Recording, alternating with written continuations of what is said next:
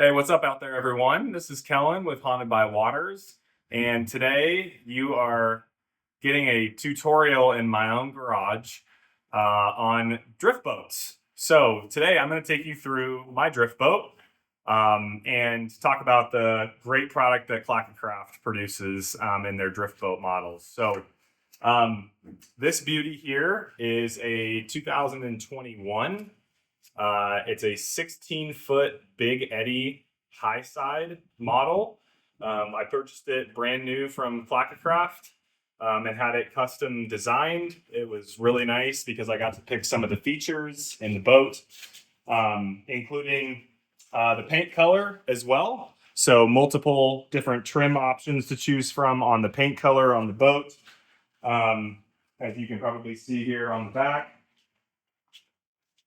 And this has been a great boat for me. This boat has probably touched the water, at least a couple hundred times in the last 3 years that I've owned it. So I'm going to take you through some of the features that ClackaCraft offers in their drift boats if you're thinking about getting one for yourself.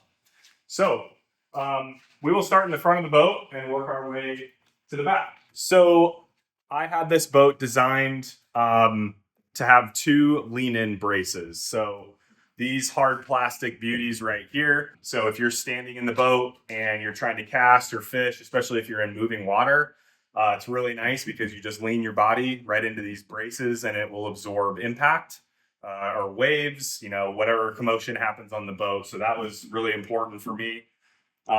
It's nice because they come with cup holders as well. And then you can see here, you've got this storage box underneath.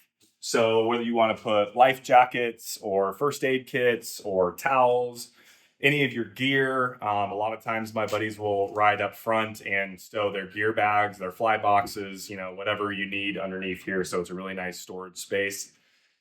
And then I had the option to either get a built-in seat with a compartment underneath it, or a hatch box, or I could get it with a cooler. I thought, what a great idea. You can use your seat as a 2-in-1 with your cooler. So this is a 65-liter Yeti cooler that has been awesome for us to use. And then they just mount the seat on top of it that will swivel back and forth. So it's a great option for you to have up front. And then as we work our way to the middle of the boat,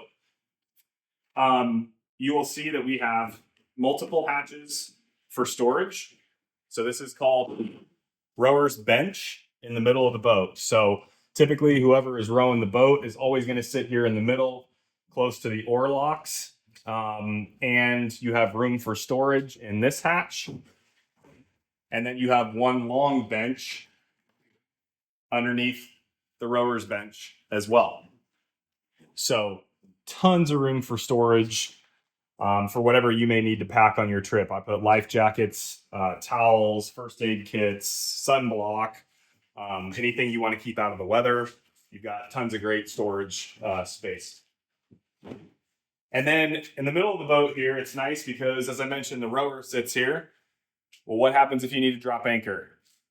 You don't want to go all the way to the back of the boat to pick up the anchor and drop it off the back. So there is a kick foot activated anchor that feeds the rope to the anchor through the pulley system. All you do is kick the anchor and kick the cleat. It'll feed the line all the way through, and there's a pulley system to the back of the boat. So when you first get on the river, pull your anchor out of the box. You hang it here on the back of the boat. And as soon as the rower or whoever's in the middle kicks that cleat, it'll automatically drop your anchor to the bottom of the river. And then once you're done, the rower just leans over to the cleat and pulls the line all the way back in through the cleat. So everything is manually handled from the middle of the boat. Really, really nice and convenient. And then we have the back of the boat. So you've got your second angler here that can sit in the back of the boat. This seat swivels. It's also got great storage space and compartment. I like to put my battery here for my trolling motor. It's a great place to have the battery so that it's out of the way. People aren't stepping on it as they're trying to maneuver around the back of the boat.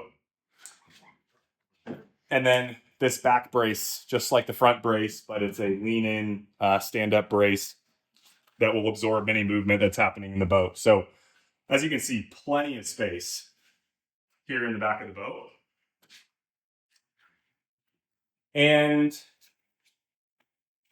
next, we're going to talk about the transom. So on some boats, you can have the option, if you have the space back here. Let's say you are not just going on the river where you're going to be rowing the whole time down. Let's say you want to go stillwater fishing out on the lake. Well, unless you don't want to go a very far distance and just paddle yourself out on the lake, you probably need a motor of some sort. So I have two motors, both of which rest right here on this transom.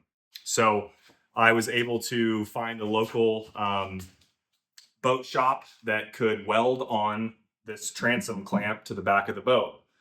So this is about a little bit more than 8 inches wide, and I can not only fit my trolling motor onto this transom, but I can also fit a small outboard motor onto the transom. So this is really, really nice. The only thing I would recommend is just be careful when your anchor is hanging down and you have a motor hanging off the back. Sometimes they can bump together. If you leave your anchor out or you're in the process of pulling it up, sometimes I'll nick my trolling motor a little bit. But other than that, I would say that this is a cheap, effective way to get something mounted onto the back of your boat. I think this was maybe a couple $100, but it's been a game changer to open up opportunities to put a motor on your boat.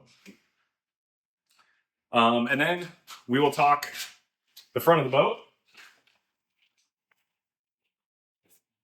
If you are ever caught in a windy day, anytime you drop anchor, it's going to help stabilize yourself in the wind a little bit. But for anybody that's been out on a boat a lot knows, even when you drop a back anchor, you still blow back and forth if the wind is really strong. You'll stay in place, but you're going to nose back and forth left and right. So I was encouraged to put a front anchor mount on my boat so that both anchors drop at the same time, back and front.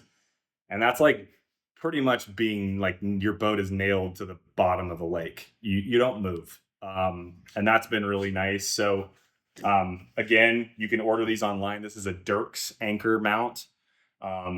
Installed it ourselves, drilled a couple holes in the boat, and then sealed it. But a really, really nice, easy pulley system that gets your anchor up and off the front of the boat. Whenever you want to drop the anchor, you just pull it out, put it in the cleat, and pretty much lift up and release. And this will work like a pulley system.